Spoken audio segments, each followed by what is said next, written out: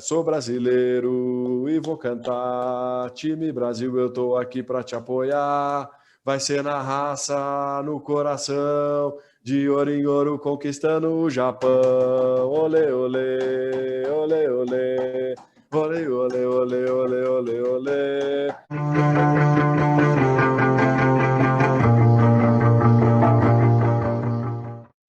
Se você gosta de esporte, já deve ter ouvido falar nos hits Mil Gols, que se popularizou na Copa do Mundo de 2014 do Brasil, e o único penta é o Brasilzão, durante a Copa do Mundo de 2018 na Rússia.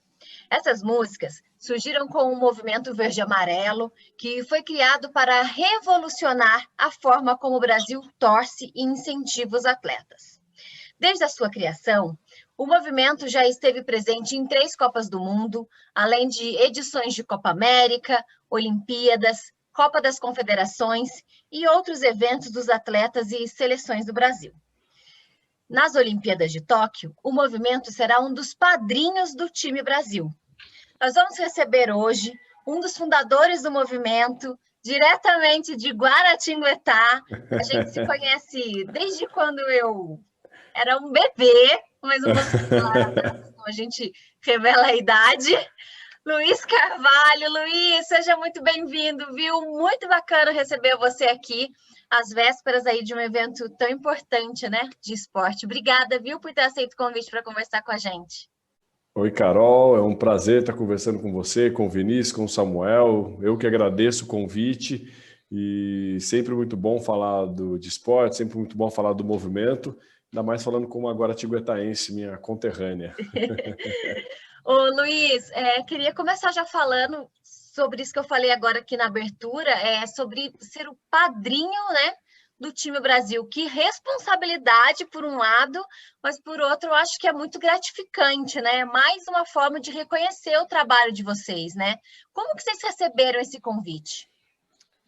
Eu acho que você resumiu bem, Carol. Acho que tem as duas frentes, né? Primeiro, o quanto que é gratificante para a gente, né? O quanto que é, né, um símbolo mesmo de que o nosso trabalho está sendo bem sucedido, enfim, que a gente está caminhando para o lugar certo, mas ao mesmo tempo uma grande responsabilidade de fazer de maneira oficial agora, né, o que a gente sempre fez ao longo da vida, que é, como você mesmo falou, tentar revolucionar a forma como o brasileiro torce e apoia seus clubes e suas seleções. Então, para a gente é uma grande honra e um grande desafio ser o padrinho do time Brasil, né? Ser a torcida oficial do Comitê Olímpico do Brasil, agora para a Olimpíada de Tóquio e para o próximo ciclo olímpico inteiro. Então, a gente segue com o Comitê Olímpico até a próxima Olimpíada, que vai ser em Paris 2024. Na verdade, queremos ficar eternamente em parceria com o COB, né? Mas a gente já tem tudo certo para essa Olimpíada e para Paris. Ô, Luiz, e vocês estão preparando algumas ações? Enfim, você pode dar algum spoiler para a gente do que vai acontecer? Porque, assim, é diferença de fuso, né? É uma Olimpíada totalmente diferente de tudo que todo mundo já viveu, né? Com torcida, restrição, enfim. O que você pode adiantar para a gente? É uma Olimpíada que é uma incógnita para todo mundo, né? É uma coisa que aquela trem fantasma, né? A cada curva um susto. Então você não sabe exatamente o que vai acontecer. Isso não só do ponto de vista da torcida, mas mesmo do ponto de vista esportivo. E agora a gente participando oficialmente do movimento olímpico brasileiro, a gente está conseguindo entender como que a coisa se desenrola internamente. Então, enfim, uma coisa muito nova, né? Não vamos ter brasileiros lá, né? Só vão ter torcedores residentes do Japão nessas Olimpíadas, então uma tristeza muito grande para todos nós do movimento, né? Eu já estava com passagem emitida, com um hotel, com tudo mais, mas enfim, a gente entende que o momento é um momento mega complexo, né? Na humanidade como um todo, né? Então, enfim, temos que tentar aqui minimamente fazer a nossa parte e além de não ter a arena, né? As pessoas na arquibancada, a gente também não vai ter a possibilidade de fazer os esquentas que a gente faz, reuniões em bar, né? Porque, enfim, estamos no meio de uma pandemia e precisamos ter todos os cuidados possíveis. Então, do ponto de vista da torcida, ficou uma coisa muito restrita a ações mais digitais, né? O que a gente está chamando aqui de uma arquibancada virtual. Então, tem uma série de ações que a gente está em desenvolvimento. com o Comitê Olímpico do Brasil, com patrocinadores do Comitê Olímpico do Brasil, com outros parceiros, e a ideia é tentar mobilizar a torcida brasileira para minimamente trazer e apoiar os atletas lá no Japão de maneira digital, né? A gente não vai conseguir estar presente fisicamente, né? Vamos conseguir ter umas bandeiras como essas que estão aqui nesse fundo, né? Essas são as do futebol, mas o movimento tem hoje, são 114 bandeiras, sendo que são 66, se eu não me engano, homenageando atletas olímpicos, e essas bandeiras vão estar lá no Japão. A gente tem uma parceria com o Itamaraty, né, com a Embaixada Brasileira no Japão, e que vai fazer ações com as bandeiras lá. Então, enfim, tem uma série de ações aí. Vamos ter chats como esse aqui para a gente acompanhar a Olimpíada durante a madrugada, né? Um outro agravante para a torcida, né? Tudo a partir das 10, 11 horas da noite. A gente vai ter vídeos de contato com a torcida, vamos ter ações lá no Japão, mobilização de brasileiros residentes no Japão. Então, tem algumas coisinhas para chegar, mas... enfim, obviamente não vai ser uma Olimpíada normal, obviamente vai ser uma coisa muito diferente para a torcida, mas a gente entende que esse mesmo caminho que tem que se seguir, dado que a gente está ainda no meio de uma pandemia. Ô Luiz, cara, eu já tinha várias perguntas antes, né? E com essa resposta aí já vieram várias outras perguntas. Então, até para tentar otimizar o tempo, eu vou fazer duas em uma, tá? Primeiro, eu fiquei muito feliz e muito surpreso saber que vocês têm aí 66 bandeiras relacionadas a atletas, né, dos esportes olímpicos. Eu queria saber como que é o contato de vocês com esses atletas, né? Eu e a Carol, que somos do MEI, que a gente já trabalhou no jornalismo esportivo, a gente sabe que o contato com atletas olímpicos é bem mais fácil, às vezes, do que com jogador de futebol, né? O jogador de futebol tem vários assessores, é empresário, não sei mais o que lá. Eu queria saber como que é o seu contato com os atletas olímpicos. E eu queria também, eu tenho uma curiosidade de saber como que surgiu o movimento, porque você e a Carol usaram o verbo revolucionar, né? E de fato, nós aqui no Brasil não estamos acostumados com esse tipo de apoio, com esse tipo de torcida, com esse tipo de movimento, né? Você vai para a Argentina, você vai para o Uruguai, você vê que os caras cultivam muito a memória deles. Aqui o brasileiro não tem esse costume. Então, como que surgiu? Vinícius, vou começar respondendo a sua segunda pergunta. O movimento ele surge em 2008, né? Oficialmente ele é fundado em 2008 e a gente, todo mundo era, né? Todos os fundadores eram participantes de torcida organizada, mas muito ligados também à torcida universitária. Então a gente tinha a coisa tinha no nosso sangue o lance do torcer. E a gente foi para alguns jogos do Brasil e falou, cara, que torcida horrorosa que é a nossa, assim, né? Que negócio muito abaixo do que o país do carnaval, né? O povo da festa que a gente que poderia ter. E a grande inspiração para a gente nem foi os uruguais, argentinos, chilenos, colombianos, enfim, acho que tem uma relação diferente com a seleção do que o brasileiro tem. Foi os coreanos, sul-coreanos, né? Que fizeram, não sei se vocês lembram da Copa de 2002, uma festa inacreditável nos estádios, né? Fez uma padronização da torcida, músicas, um lance muito legal de mosaicos, bandeiras e, enfim, fizeram um negócio massa pra caramba. E o estalo falou, porra, esses caras lá na Coreia, né, que não tem tradição nenhuma no futebol, é um povo, sei lá, mais frio, assim, né? Nem conheço muito bem, posso estar sendo preconceituoso, mas não é esse povo brasileiro do carnaval, da festa, né? Como que os caras têm uma torcida assim e a gente não tem, né? Por que a gente não faz, então, uma torcida nacional do Brasil, né? E óbvio que no começo foi para apoiar o futebol. Aí eu já vou entrar na primeira pergunta, mas rapidamente a gente já falou, cara, puta, isso aqui tem que ser, na verdade, para todos os esportes, né? Acho que a gente tem um gargalo muito grande no futebol, mas para outros esportes, então, aí é gigantesca, né? A possibilidade de evolução da torcida. E, enfim, caminhamos com o nosso trabalho. Já em 2010, a gente foi para a primeira Copa do Mundo de futebol na África e também fomos para o nosso primeiro Mundial de Basquete, né? O primeiro evento não futebol, assim, digamos.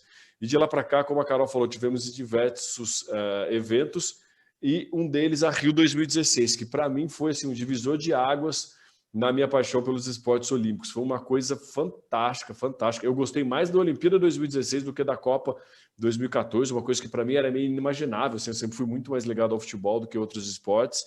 e a Olimpíada deu um gás muito grande para a gente. E a partir dali a gente começou a ter um pouco mais de contato com os atletas, né? Com principalmente a galera do handebol e do polo aquático. A gente teve uma sinergia legal durante os jogos e com certeza absoluta é um outro tipo de relação completamente diferente da do futebol. E nem dizendo que não, a galera do futebol é mais marra, não, acho que é a coisa como se dá mesmo. O jogador de futebol hoje, ele é um popstar, assim, independente dele querer ou dele não querer, ele tem 10 mil assessores, tem 10 mil marcas em cima dele, a estrutura da CBF é um outro patamar, então é diferente, assim, a vida do jogador de futebol para a vida dos outros atletas, e aí são quase todos os outros dos esportes não futebol, né? São raros os atletas que têm à sua disposição uma estrutura maior, mas enfim, é bacana o contato. A gente agora, estando dentro, né, assim, digamos, do Comitê Olímpico do Brasil, o nosso contato mudou de patamar, né? A gente sempre foi aquela coisa de, puta, fazer uma bandeira, vamos levar para a Hortência assinar. Cara, a gente tentou marcar, sem brincadeira, 6 vezes com a Hortência, nunca conseguimos. Quando a gente entrou como padrinho oficial, foi o COB falar, pum, gravamos com a Hortência, gravamos com o Torben Grael, com o Gustavo Borges, com o Rogério Sampaio, enfim, com os Bambambãs. Então, obviamente, isso mudou um pouco da nossa relação com os atletas. A gente passou a ser visto de maneira diferente. Ô, Luiz, essa é a terceira Olimpíada que o movimento vai participar aí, e cada uma com a sua peculiaridade, né? Porque a primeira, em 2012, fora do país, a segunda em casa, e essa terceira virtual. Eu queria que você falasse um pouquinho de cada uma, né? Um momento especial, como foi estar em cada lugar, né? Comemorando as vitórias e sofrendo aí com as derrotas, né? Todo esse contato com os atletas e as modalidades. E nessa preparação que você citou em uma das suas respostas aqui, de toda essa parte virtual que vai acontecer, de fuso, tudo isso que você já relatou, o que vocês estão fazendo, assim, como vocês enxergam, trazer a torcida, né? Que isso cause impacto no brasileiro acompanhando as Olimpíadas? Você definiu bem, Samuel. São 3 Olimpíadas bem diferentes, né? E a da nossa atuação vai ser muito diferente, né? Em Londres 2018, fora do Brasil, e o movimento ainda muito, muito no começo dele, ali, né? Muito mais embrionário. Então eram pessoas quase que soldados sozinhos ali, né? Poucos eventos a gente conseguia reunir uma galera. Eu mesmo não consegui ir para Londres. Já no Rio 2016, jogando em casa, a gente conseguiu ir com uma galera, fechamos um apartamento e, enfim, teve um rodízio de galera que ficava lá. Então a gente ia para os jogos já com uma massa, assim, digamos, né? Não era tanta gente, mas tinha uma galera junto e que já fazia diferença, né? E aí só um parênteses que tem uma diferença muito grande entre o torcer num estádio de futebol para o torcer numa arena, né? O estádio de futebol aberto, 60 mil, 80 mil pessoas, sei lá quantas mil pessoas, é muito difícil você fazer uma música pegar. Numa arena fechada e com muito menos gente, você tem uma possibilidade muito maior de fazer a torcida toda cantar, né? Então acho que esse foi um dos grandes sucessos assim da torcida na Olimpíada no Rio. E agora no Japão, né, uma coisa que, putz, não vai ter nenhum integrante do movimento daqui do Brasil, né? Todo mundo vai ser de lá do Japão. Então, galera que não tem um histórico de atuação com a gente, não sabe muito como a gente atua, e a gente vai ter que, por WhatsApp, por reuniões como essa, no Zoom, levar um pouco da nossa cultura para essa galera que vai estar na arena. E, ao mesmo tempo, esse desafio de fazer daqui do Brasil uma coisa digital, né? Mobilizar a galera a estar apoiando os atletas e mesmo isso, né? A gente está conversando muito com o COB para ver como que é feito, né? Com a parte técnica do COB, porque algumas vezes a gente acredita que o negócio pode ser muito bacana para motivar um jogador, só que pode gerar mais ansiedade para ele, para o atleta, né? Do que mesmo a motivação. Então, todas essas ações estão sendo muito pensadas e divididas com o COB para que a parte técnica, né, os psicólogos de lá vejam se isso realmente ajuda. Mas a grande lógica que a gente pensou para essa Olimpíada foi, cara, o Big Brother acabou aí, sei lá quanto tempo, e tipo uma mobilização inacreditável de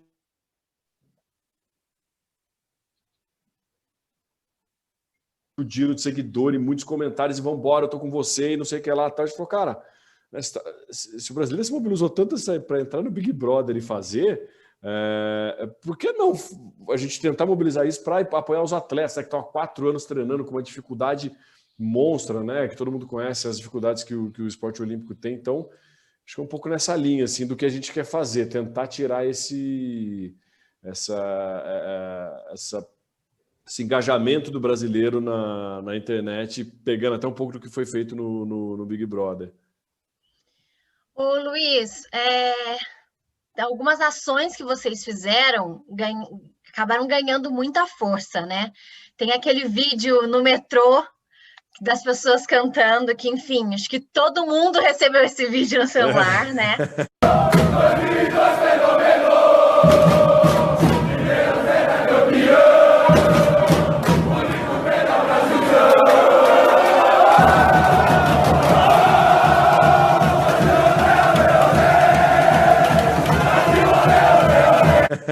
Teve, quando vocês também tiveram a iniciativa de limpar o estádio, quando vocês chegam, os outros torcedores já conhecem o movimento e como que é a aceitação deles? E para Tóquio já tem música? Não tem música? Como que vai ser isso? Tem música.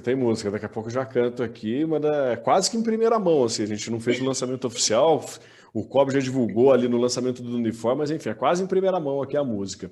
Antes da música, só para gerar o suspense, para manter a audiência aqui, em relação à nossa atuação, a Copa da Rússia ela foi um divisor de águas para a gente, sem dúvida nenhuma. Assim, né? A gente estava com 10 anos de atuação, já tinha algumas pessoas que conheciam o movimento, né? A música Mil Gols, como você falou, já era bastante conhecida no Brasil, principalmente pós 2014, né? A música é de 2010, mas estourou mesmo na Copa de 2014, especialmente lá na final, né? Que tinha 70 mil brasileiros no estádio e que já tinham comprado ingresso, tinha argentino pra caramba lá enchendo o saco deles, a galera usou a música, né, como uma resposta, uma zoeira ali. Mas o movimento em si não era tão conhecido. Na Copa da Rússia, isso veio acontecer e de uma maneira muito rápida. Foi logo no primeiro jogo que a música estourou. Alguém filmou ela, né? A gente nem sabe quem foi que filmou, postou nas redes, começou um perfil lá, memes futebolísticos divulgou, o Esporte Interativo divulgou, cenas lamentáveis, na hora que viu, enfim, estourou. A gente estava no estádio, nem sabia, mas a música já estava pegando. E a partir disso teve uma sequência de ações que foram dando cada vez mais visibilidade para o movimento, como o Esquenta no jogo seguinte em São Petersburgo, que era um lugar fantástico. No terceiro jogo teve o metrô na Rússia lá, como você falou, né, que foi, no meu entendimento, o maior momento da história da torcida brasileira, ali onde, sei lá, 6 mil brasileiros juntos andando no meio de Moscou, naquele metrô que é maravilhoso, juntos e cantando. Na sequência teve o lance da coleta do lixo, que foi uma coisa proposital nossa, para chamar atenção, para ter uma afirmação de uma atitude positiva dos brasileiros, né? Que tinha acabado de acontecer um evento muito assim, escroto, assim, sei lá, não sei nem que termo usar. Antes a gente queria mostrar que o brasileiro fazia coisa bacana também, né? Inspirado no japonês que tinham feito essa coleta. Então, enfim, teve uma série de coisas que foi fazendo o movimento aparecer, e principalmente as redes sociais, né? Que eu sou tiozão, sou muito ligado nisso, mas tinha uma galera focada nisso, fazendo, e tinha muito influencer lá, que eu nem conhecia, e tinha uma molecada mais nova, ficava, não sei quem tá lá, o Fred, que eu nem sabia que era o Fred na época. Fred tá aqui e tal, eu falei, beleza, Fred, aí, tipo, X quem era o Fred pra mim, depois que eu fui saber o tamanho do cara, aí Fred, Gugu, Bolívia, toda a galera dos Impedidos, ficaram parceiro nosso depois, eles deram muita moral pra gente, né, tava em todo lugar que a gente tava, eles estavam, então postando muito as nossas coisas, então foi dando um volume. E durante a Copa a gente começou, sim, a ficar mais conhecido, né, a hora que a gente chegava, até foi uma coisa meio estranha pra gente estar no aeroporto, uma galera, nossa, a galera do movimento, vem cá, tirar uma foto, tirar uma foto. Eu falei, caralho, nossa, a gente tá importante agora aqui, né? E isso ficou um pouco, né? Nos outros jogos que a gente foi do Brasil, principalmente durante a Copa América, onde a gente foi em todos os jogos da Copa América, até no amistoso antes, aconteceu muito isso, porque a gente fazia um esquenta antes, então a galera que já conhecia o movimento ia pro esquenta, e a gente chegava em 500, 600, 1000, sei lá, pessoas no estádio. A gente tinha sempre um lugar atrás do gol ali. Então, quem estava aos arredores meio que já conhecia a gente. Então, fluiu legal assim, a coisa das pessoas aderirem ao movimento e engajarem junto com a gente. Então, enfim, é um pouco assim a nossa a coisa como se desenrolou com a gente. E em relação a músicas, a gente fez, sei lá, algumas músicas, se eu não me engano, são 12 músicas, eu acho que tem prontos para Tóquio. E é um processo que a gente sempre faz, né? Ter um grupo de composição e que a galera vai compondo, não tem meio filtro, vamos fazendo. Se tiver coisa ruim, a gente só deixa de lado, depois o mais importante é ir fazendo. E depois a gente escolhe uma que vai ser a música que a gente vai trabalhar. E aí a gente tem uma música agora, que o nome dela é Conquistando o Japão, já foi apresentado para o Kobe adorou, já foi apresentado para os jogadores, enfim, já tem clipe dela no jeito para ser divulgado. E como eu falei aqui, meio que quase que em primeira mão divulgando para vocês a música, mas a música é mais ou menos assim. Sou brasileiro e vou cantar, time Brasil, eu tô aqui para te apoiar. Vai ser na raça, no coração, de ouro em ouro, conquistando o Japão. Olê, olê, olê, olê, olê, olê, olê, olê, olê, olê, olê, olê, olê, olê, Brasil, olê, olê, olê, olê, olê. E aí volta, né? Sou brasileiro, e fica repetindo esse mantra. Enfim, é uma das músicas, é a aposta nossa, não necessariamente a aposta nossa dá certo, né? Na Rússia a gente tinha certeza que era uma outra música que ia estourar e acabou estourando no que o Penta é o Brasilzão, né? Em 2014 a gente também acreditava que era uma outra música que ia dar certo, estourou 1000 gols, então é uma aposta nossa. Vamos ver se a música encaixa, se a gente consegue encaixar um terceiro hit aí num terceiro grande evento esportivo. Olha, Luiz, eu já virei a cadeira para você, viu? Você já tá já virou? Tô para jogo, Vinícius? Aqui, ó, já virei a cadeira já. Boa, não, Vinícius. Gostei bastante da música, bem legal. Luiz, eu queria falar de um assunto que talvez seja um pouco polêmico, mas acho que não tem como a gente não tocar no momento que a gente está vivendo, né? O movimento, como você disse, surgiu em 2008, e de 2008 para agora, 2021, aconteceu muita coisa. E aconteceu muita coisa com as cores do Brasil, verde e amarelo, né? Inclusive o uso político, manifestações e tal. Eu queria saber se vocês já enfrentaram algum problema por causa disso, cara. Assim, são as nossas cores, né? São as cores do Brasil, mas ficou muito identificado com uma parte ideológica, né, brasileira, e vocês sofreram alguma rejeição por causa disso? Algumas pessoas confundiram o movimento de vocês com o pessoal das manifestações? Conta pra gente como que foi isso. Eu acho que o primeiro ponto que você falou é o lance de ser as cores mesmo, nossa, né? Estou aqui com o querido Ginguinho, o mascote oficial do Comitê Olímpico Brasileiro, e você vê que ele é inteirinho verde e amarelo, né? Então, óbvio que a gente tem um azul e branco e isso tem dentro das nossas comunicações, mas a nossa predominância é verde e amarela. E como você comentou, ao longo do tempo, né, desde 2008, quando a gente criou para cá, as cores e, enfim, toda essa simbologia teve algum tipo de uso político, mas o principal ponto é, desde a fundação do movimento, a gente sempre proibiu qualquer tipo de manifestação política, seja para um lado, seja para o outro, seja para o meio, para frente, para trás. O movimento ele é um movimento esportivo e que não tem nenhuma relação política. Então, nenhum membro tem a permissão de falar em nome do movimento para dar um palpite político. Óbvio que eu, na pessoa física, tenho a minha visão e as minhas crenças, mas como integrante do Movimento Verde e Amarelo, nunca posso dar... O movimento não tem um lado, né? Ele não tem uma parte política. E claro, não tem jeito. Se hoje sair de verde e amarelo pela rua, você, de certa forma, pode ser confundido com um manifestante político, né? Então, isso já aconteceu, mas é uma coisa que a gente enxerga como, sei lá, coisa da vida, não tem muito o que fazer, está acima do nosso poder de decisão ou de o que a gente possa fazer. E o que a gente tem a fazer é trabalhar dentro da arquibancada, que é o nosso passo. Então, sempre coibir. A gente tem, se eu não me engano, hoje são 184 grupos de WhatsApp. Imagina que loucura, eu estou em todos. Imagina para coibir o lance de político, de clubismo, que a gente sempre fala da política, mas o clubismo é um negócio que é mais complexo ainda, que, né, imagina, todo mundo tem seu time, e aí a hora que seu time ganha, você quer dar uma zoada, né? Você entra em todos os grupos que você tá, vai mandando aqueles memes já, né? E puta, como é que a gente segura isso, né?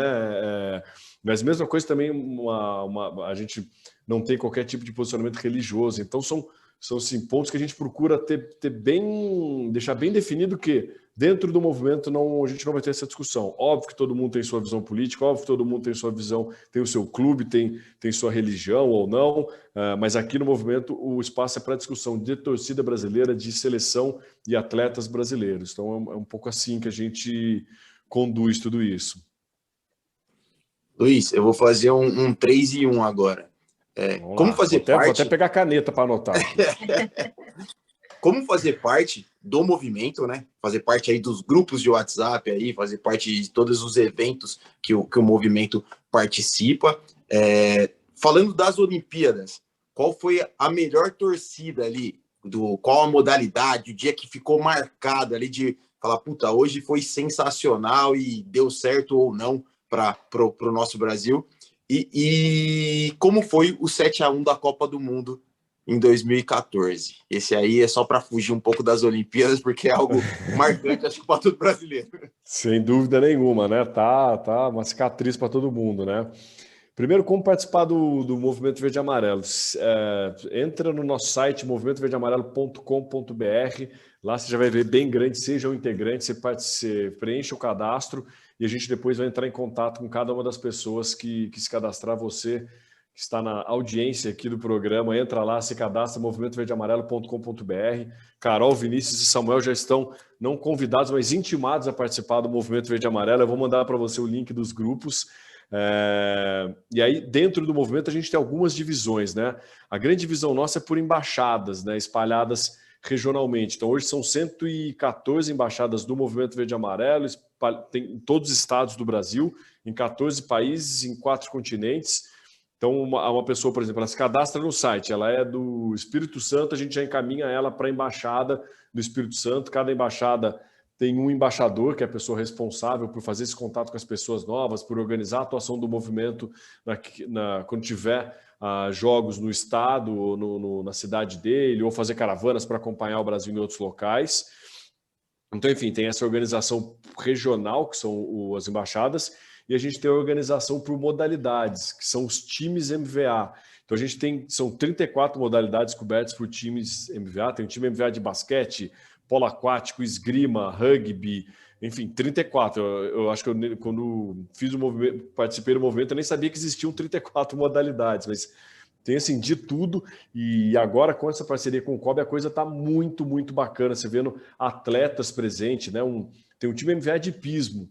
Até quando fizeram, eu falei, porra, hipismo, mas será que dá para torcer no hipismo? Hoje é um dos grupos mais atuantes, tem mais de 200 integrantes, tem atletas atuais do Brasil que vão para Olimpíadas dentro do grupo. O Neco Pessoa, pai do Rodrigo Pessoa, é integrante do grupo, é o padrinho desse time MVA de hipismo. Então, enfim, uma coisa muito bacana para a gente ver como esses times cresceram e como a gente está conseguindo pegar apaixonados por cada esporte espalhados pelo Brasil. Então, o time MVA de handball, tem um cara que gosta de handball no João Pessoa e tem um cara que gosta de handball no Rio Grande do Sul. Eles estão juntos ali discutindo o handball brasileiro dentro desses grupos. Então, enfim, basicamente assim, essa é a nossa organização dos nossos integrantes, né?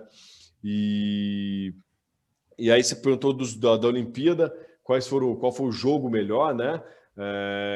A gente costuma falar que tem 2 jogos que empatam, assim, é difícil falar qual dos 2 foi melhor, que foi o Brasil e Sérvia no handball masculino Brasil e Sérvia no polo aquático masculino e Brasil e Alemanha no handball masculino. Os 2 jogos o Brasil tinha uma seleção tecnicamente e a princípio, né, inferior a esses 2 países. Os 2, a Sérvia e a Alemanha, eram mega favoritos, um era campeão olímpico, outro era campeão europeu, e no calor da torcida o Brasil ganhou esses 2 jogos. Eu já tive o prazer de conversar com atletas que estavam tanto do handball quanto do polo aquático, e os caras falavam, velho, a gente ganhou na torcida esse jogo, né? Eu arrepio só de lembrar, impressionante, as arenas lá, eles viraram arenas de futebol total, assim, a galera em pé, cantando, pulando, né? Nos 2 tem um grito que saía muito forte, que era o pula aí, faz o caldeirão ferver, um grito bem simples, né? Só que fazia um negócio, tinha uma dinâmica ali da torcida muito, muito foda. E, enfim, são 2 jogos que com certeza eu levo na minha memória, e sem dúvida nenhuma acho que foram os primeiros jogos que o movimento influenciou diretamente no resultado de uma partida. E em relação ao 7-1, é até foda de falar, né? Porque, sei lá, não sei, é dos momentos mais tristes, se não o mais, da história futebolística do Brasil, esse pá esportiva, né? Esse pá Estava no mundial estádio, também, né? Luiz? Então, eu não estava, né? Que sorte! Que sorte! E eu quase gastei mais uma grana para ir nesse jogo. Não fui, mas o movimento estava presente, tinha uma galera lá presente. E foi foda. E foi foda porque a gente para nós do movimento, foi uma decepção muito grande a Copa de 2014, não só pelo 7-1, mas pela torcida como um todo, né? Foi o lance de ingresso marcado, atrapalhava muito a atuação, não poder entrar com instrumento, não poder entrar com bandeira. Acabou que por ser no Brasil, acho que a galera não fez igual quando é fora, tipo de tirar umas férias longas, 20 dias, um mês. Acabou, tipo, mesmo eu não tirei as férias, então, vai ter tal jogo, eu saía, ia lá, assistia o jogo, voltava para trabalhar. Então não ficou aquela coisa de criando um grupo de gente, né, de pessoas como foi na Rússia. Então, sei lá, a Copa inteira foi uma decepção, a torcida pra gente foi horrorosa, que tipo, ela cantava o hino e beleza, o hino a capela saía irado, e depois acabou Brasil, Brasil, Brasil, tipo, 3 minutos de jogo começava a vaiar. Era um negócio impressionante, assim, né? E para mim o 7-1 é um pouco do reflexo da falência da nossa torcida também. Se a gente tivesse uma torcida foda nesse jogo, se pau o Brasil virava, se pau o Brasil, tipo, né, a hora que tomou o primeiro gol, a torcida junta ali, e os jogadores seguravam e ia para cima, mas sei lá, foi foda. 7-1 não tem muito o que dizer, né? É sei lá, uma coisa muito, muito foda. Acho que se não fosse o Brasil, se fosse qualquer uma outra seleção, tinha falido, assim, tinha fechado as portas da confederação, falar, não vamos mais jogar esse esporte não, que não dá. Mas o único que tinha casca grossa, pentacampeão do mundo, para aguentar um tranco desse, seguir em frente e continuar como favorito, continuar ganhando Copa América, continuar ganhando o Mundial Sub-17, com a gente só o Brasilzão mesmo. Ô, Luiz, muito obrigada. Tinha um monte de pergunta ainda para fazer para você. Eu falo pra caramba, Carol, é foda. Foi ótimo. Enfim, te agradecer, obrigada. Desejar sucesso para vocês. Eu acho que o que vocês fazem é muito retrato do que nós aqui acreditamos e por isso que a gente queria conversar com você. Porque a gente acha que realmente a gente precisa torcer, a gente precisa incentivar, né? Não é só chegar nas Olimpíadas e cobrar o ouro e achar que a prata não serve, né? Perfeito. E achar que o Brasil tem que estar na Copa e ganhar todas porque é pentacampeão. Perfeito. Não, a gente também tem que fazer a nossa parte, né? A gente tem que cobrar por estrutura, a gente tem que cobrar pelas nossas bases, né? Porque o esporte começa com as nossas crianças e a gente sabe que em muitos esportes isso a gente não tem no Brasil. E eu tenho certeza que o movimento de vocês ele tem uma importância muito grande também para chamar atenção nesse sentido. Não é só ir lá no estádio e cantar música. Então, muito obrigada, viu? Manda um beijo para a família inteira aí. Pode deixar que eu mando sim. Aliás, um beijo para sua mãe que fez esse meio campo aqui da gente, né? Pois é. Pode deixar que eu mando. Mas legal, Carol. Eu que agradeço a você, o Vinícius, Samuel. Parabenizo vocês pelo trabalho. A gente realmente precisa de debates mais sobre o nosso esporte, debates francos, debates abertos, né? E é isso. Reforço o convite para todo mundo participar do Movimento Verde e Amarelo. Entre no nosso site movimentoverdeamarelo.com.br ou nas nossas redes. O Instagram é @Movimento Verde e Amarelo. O Facebook, o YouTube e o Twitter é o @MVA Brasil. Então, se você gosta da seleção, chega para somar com a gente. Se você quiser, crie um movimento seu também de torcida. O importante é apoiar. Eu estou 100% fechado com a Carol. Essa postura mimada do brasileiro de não ganha Copa, não vou torcer, tem que chegar e tem que ser ouro. Tipo, isso é muito coisa de mimada, assim, de não, eu só torço quando ganho, só torço se ganhar a Copa do Mundo. Então, sei lá, eu acho que a gente, como brasileiro, se a gente tem que mudar isso, tem que sempre estar do lado dos nossos atletas, apoiar incondicionalmente. Cobrar por estrutura, cobrar para que o nosso esporte tenha investimento, que o nosso esporte seja fomentado e tá jogando junto ao lado dos nossos atletas. Torcida ganha jogo, torcida é parte do espetáculo. Então, se você for no estádio, seja um torcedor, não seja só um espectador que vai lá para comer pipoca e tirar selfie. Bom, pessoal, essa foi a entrevista com o Luiz Carvalho. Ele é um dos fundadores do Movimento Verde e Amarelo. Se vocês curtiram, deixa o joinha, encaminha o link também para quem vocês acham que possa gostar dessa entrevista. Essa entrevista foi mais uma da série especial sobre Olimpíadas.